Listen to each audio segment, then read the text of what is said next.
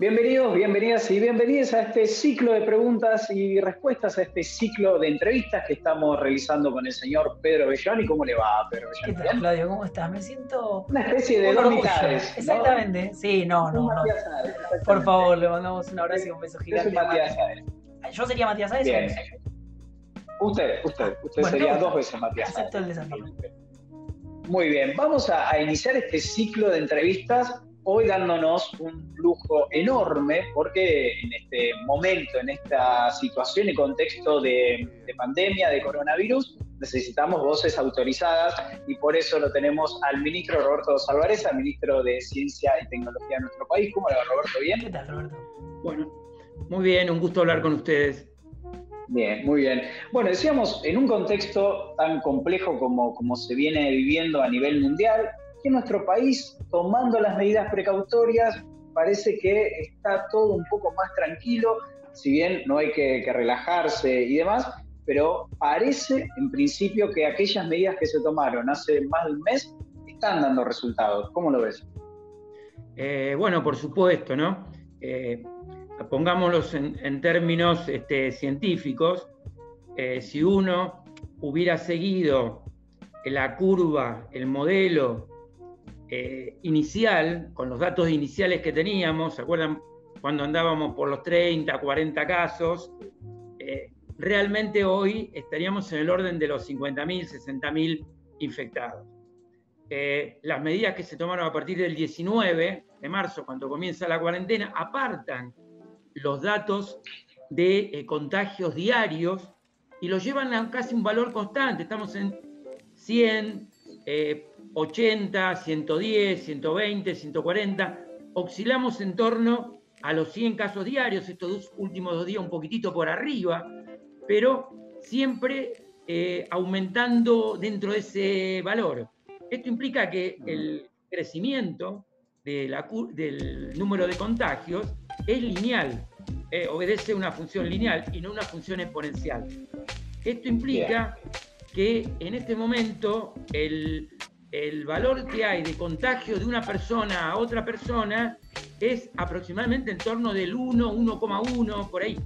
Y esto permite tener un sistema de salud en condiciones de recibir esa cantidad de pacientes. Ese es el escenario de hoy y, por supuesto, a medida que se flexibilizan algunas actividades, empieza a circular más gente, hay que aumentar el número de controles para que podamos estar alerta cuando se produce algún clúster, algún disparo en algún punto focal, porque esto es un fenómeno de clúster, de racimo, ¿no? Aparece en un lugar y se expande dentro de un lugar. Bueno, entonces en ese caso hay que circunscribirlo, aislar los contagios y dominar ese foco. Ese es el tema que se juega hoy en día como estrategia para ir moviéndose de un control absolutamente estricto, que sería imposible mantener a largo plazo, a un control de cuarentena focalizada, que es lo que se está haciendo ahora. Roberto, estuvo hablando usted ya y lo mencionó ahora, que no va a ser eterna esta cuarentena, y se puede ya empezar a pensar qué sectores serán los que en esta flexibilización empiecen a moverse, pensando sobre todo en el impacto socioeconómico que se va a generar y a partir de todos los avances que se han hecho en términos de, bueno, los testeos que están por salir, algunos que ya están en la etapa final de prueba. ¿Cómo vemos esta salida a partir de que ya está casi confirmada la extensión de la cuarentena? Bueno, el tema de que uno tenga, por ejemplo, algunos municipios sin prácticamente casos, en la provincia de Buenos Aires creo que hay alrededor de unos 50 y pico que no hay casos. Ahí es donde uno puede flexibilizar las medidas con un alto grado de, yo diría, de control. ¿no? Si ahí aparece un caso o 2 casos, enseguida es muy, digamos, es sencillo aislar esos contagios. En el caso de lo que es el Gran Buenos Aires y la capital federal, la situación es mucho más problemática, ¿no? Porque tenemos ahí concentrado la mayoría de los casos. Entonces ahí hay que ser mucho más estricto en el levantamiento de las medidas e ir específicamente a aquellos que son actividades esenciales o que tienen un gran impacto económico, ¿no? El tema de bancos que se fue flexibilizando, el tema de recaudación de impuestos, bueno, hay el pago, todo este tipo de actividades se van a ir flexibilizando, pero siempre con una mirada de qué está pasando en el entorno, ¿no? Ya te digo, no es lo mismo mirar el interior de la provincia de Buenos Aires que mirar el conurbano. Si uno hace una densidad de contagio, ¿dónde están concentrados? Bueno, van a ver una mancha roja en la zona de Cava y en el Gran Buenos Aires. Bueno, eso hace que ahí las medidas tienen que ser mucho más estrictas que, por ejemplo, si uno se desplaza hacia el interior de la provincia. ¿Cómo vienen trabajando ustedes desde el Ministerio? Porque sé que están pensando en una inversión muy grande, 400 millones de pesos invertidos, con unos 900 proyectos creo que se presentaron, que ahora el lunes se va a conocer cuáles son sobre los que se va a avanzar. ¿Cómo viene eso? Mira, nosotros estuvimos analizando desde principios de marzo, nos pusimos a trabajar hicimos una reunión en el Ministerio con epidemiólogos, los laboratorios farmacéuticos, expertos, infectólogos, epidemiólogos, biólogos moleculares. Y en esa reunión del 9 de marzo estuvimos viendo qué ventanas de oportunidades tenía la ciencia argentina para poder llegar a tener un impacto, porque esto se venía en 4 o 5 meses encima nuestro. Entonces no es lo mismo trabajar a mediano plazo, que es lo que hace la ciencia a mediano o largo plazo, que tener que ir a atender o salir a combatir desde la ciencia una epidemia que se venía encima. En esa reunión identificamos algunos puntos importantes, por ejemplo, diagnóstico, ¿no? Diagnóstico en un lugar que podíamos intervenir, a través de desarrollo de kits propios, desarrollo de detección de virus o de anticuerpos, también volcar el sistema de ciencia a hacer las real-time PCR, como se está haciendo en la Universidad de La Plata, en la Facultad de Ciencias Exactas. Es decir, no solo desarrollar nuevos kits, sino poner al servicio del sistema de salud incorporando nuevas capacidades. Hoy en día la Universidad de Córdoba también está haciendo kits, la Universidad de Buenos Aires, la Facultad de Medicina, junto con el CONICET, sumar esas capacidades al sistema de ciencia. Otro punto que nos pareció que ese día aparecía como posible era el tema de nuevas terapias, ¿no? Nuevas terapias basadas fundamentalmente en anticuerpos policlonales, porque el tema de desarrollar los anticuerpos monoclonales lleva mucho tiempo, desarrollar policlonales y a su vez, por ejemplo, la estrategia esta de suero convaleciente, que ustedes habrán escuchado. ¿Qué es lo que más efectivo está haciendo, ¿no? Digo, hoy en día dentro de los tratamientos es uno de los más efectivos. Exactamente, los que tienen al menos en perspectiva una posibilidad que es real de que pueda ser. Aparte, ustedes saben bien que Argentina utilizó este tratamiento en el Instituto Maistegui con el tema de la fiebre hemorrágica, ¿no? Sí, hay una vacuna, pero si una persona se contagia, tiene el plasma para poder ser aplicado, porque uno le da la inmunidad pasiva, le da anticuerpos de otra persona. Entonces también este lugar era un lugar que podíamos intervenir. Y tenemos ya en este momento una comunidad trabajando en este tema de suero convaleciente y también en lo que se llama suero hiperinmune, que es concentrar los anticuerpos, y eso se está haciendo junto con el laboratorio de hemoderivados de Córdoba, ¿no? Y allí intervienen también los testeos de anticuerpos rápidos que estamos desarrollando. También, obviamente, había otras oportunidades, por ejemplo, aplicaciones que desarrollan nuestros informáticos para temas del celular, tracking de movimiento y demás, que son estas aplicaciones de autoevaluación, cuya primera versión ya terminó y ahora aparece la segunda, que se llama Cuidar, que está ya disponible, donde intervinieron no solo Jefatura de Gabinete y el Ministerio de Salud, sino también el Sistema de Ciencia y Tecnología. Y esto, ¿es una app que ya está disponible para bajar en los teléfonos celulares? Cuidar está ya disponible. Hay una segunda versión, se llama Cuidar, que está disponible, que se puede bajar. Después, también estuvimos trabajando sobre cómo dotar al sistema de financiamiento, porque todo esto que estamos hablando requiere un financiamiento. Bueno, y apareció esta convocatoria que lo que hace es articular todas estas propuestas. Me olvidé también de otro tema interesante, que es insumos médicos y respiradores, ¿no? Ahí también estuvimos trabajando, dando soporte a las empresas que fabrican respiradores, por ejemplo las de Córdoba, que hay un par de empresas que producen de alta calidad, que están ya habilitados por el ANMAT y producían, y a su vez también apoyar prototipos, ¿no? Apoyar prototipos que fueron desarrollados. Por ejemplo, la Universidad de Rosario tiene un prototipo avanzado. Acá el IAR, en La Plata, la gente del Instituto de Radioastronomía de La Plata tiene otro prototipo. Bueno, hay muchos prototipos y nosotros los estamos acompañando a través de estos proyectos, el financiamiento, para que puedan concluir. Me queda ahí también todo lo que es impresión de mascarillas con impresora 3D, que hicimos toda una conexión entre la oferta y la demanda. Ustedes saben que había mucha gente que se ofreció a hacerlo con impresora 3D. Impresora 3D. Esta comunidad que hace, los hacedores, la pusimos en contacto ¿con quién? Con los demandantes, fuerzas de seguridad, hospitales, y ese esfuerzo lo estamos también canalizando. Esto también, el tema hisopos, para las PCR. El sistema de ciencia ha hecho un esfuerzo muy grande. Hablábamos de 900 proyectos. Imagínense 4 investigadores por proyecto. Tenemos casi 3.600 investigadores. Me quedo corto porque puede haber más. Y al menos abocados a este tema, ¿no? Y lo hemos movilizado en menos de un mes. Roberto, pensando en el impacto económico, saliendo un poco de lo que estábamos hablando, usted mencionó el modelado del impacto socioeconómico. ¿En qué dirección está avanzando eso? ¿Cómo están pensando de cara al futuro ese impacto que va a dejar este contexto en general? Bueno, hay otra arista de la cual también participa el Ministerio de Ciencia. Nosotros armamos una comisión para trabajar sobre este tema de las ciencias sociales, y ahí se trabajó sobre diferentes aspectos. Se hizo un informe muy, yo diría muy extenso. Meticuloso. Muy meticuloso el informe.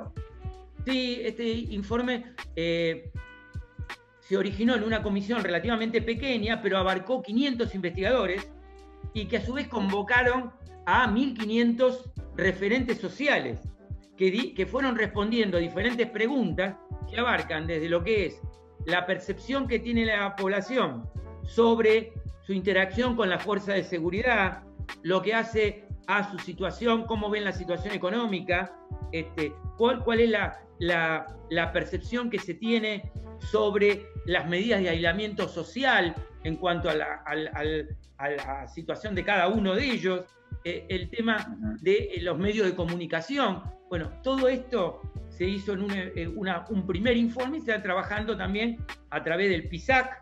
Estamos rearmando lo que era el PISAC con las facultades de Ciencias Sociales de todo el país para que se pongan a trabajar en este tema, porque el impacto socioeconómico va a ser mucho más prolongado, va a tener mucho más efecto, inclusive en los próximos años, que lo que puede ser la pandemia en sí, si aparece, por ejemplo, una vacuna, que permitiría un control.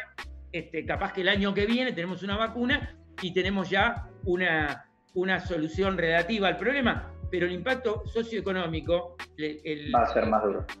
Va a impactar más años, ¿no? Vamos a tener una caída del PBI estimada del 5% al 6%, y eso va a traer aparejado situaciones complicadas, aumento de pobreza, tenemos aumento de desempleo.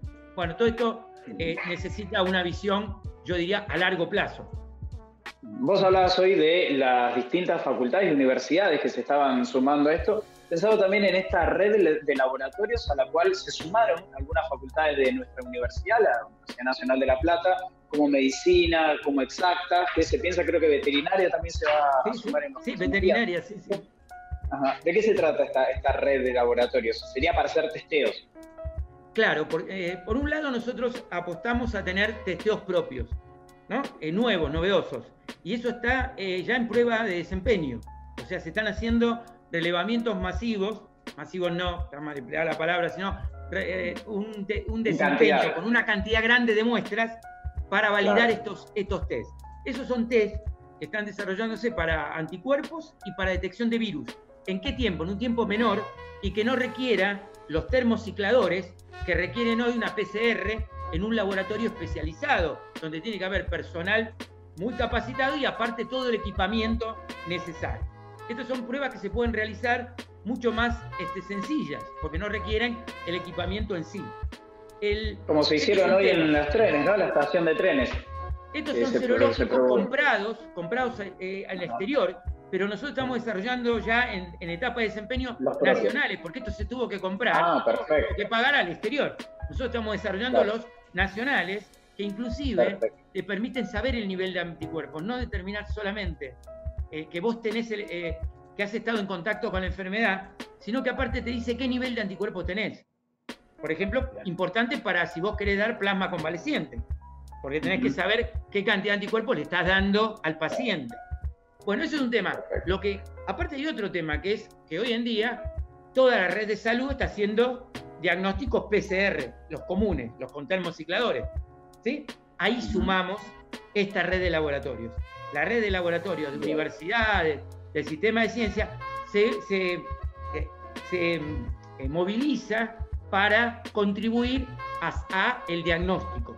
Entonces, no solo están los centros de salud, de la red de salud, haciendo los testeos PCR, que son los que se informan todos los días, sino que aparte se han acoplado todos estos laboratorios de las universidades. Ya te decía, Córdoba lo está haciendo, Exacta lo está haciendo, supongo que medicina también, veterinaria en La Plata también había dicho que lo podía realizar, lo está haciendo la UBA y en el INVIRS aquí. El otro día me comentaron, creo que fue el sábado pasado, tuvieron 300 muestras, procesaron, y ayer alrededor de 200. Entonces, se está trabajando intensamente. Cuando ustedes ven la cifra de número de test realizados, una fracción de estos test realizados que se informan todas las mañanas fue realizado en los laboratorios del sistema universitario, del sistema de ciencia y técnica de nuestro país, que está también trabajando acopladamente. Aparecieron en estos días algunas en redes sociales, sobre todo personas que manifestaban, sea en contra o a favor, el negacionismo que está pasando en Estados Unidos, en algunos espacios en Brasil. Y eso lleva a cuestionamientos a lo que está pasando en general, en el contexto global. ¿Qué opina usted de esta posición, de esta postura de negarlo, de atribuirlo a falacias, a que sea construcción mediática o lo que fuere?